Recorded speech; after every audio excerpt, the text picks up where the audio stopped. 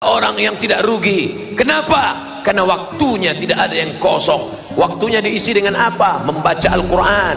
Waktunya diisi dengan apa? Zikir. Itu kenapa diisi dengan lagu-lagu? Raqqat 'ainaka syauqan. Hati kami lembut, menetes air mata kami karena kerinduan ya Rasulullah. Mudah-mudahan kita diberikan rezeki yang halal, bisa berkunjung ke makam Rasulullah SAW. Assalamualaikum ya Rasulullah.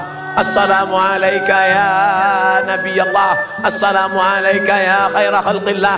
Kami berterima kasih kepadamu ya Rasulullah. Kalau bukan karena engkau, kami sudah lama terjebak oleh waktu. Kalau bukan karena engkau, kami sudah lama dipotong oleh waktu.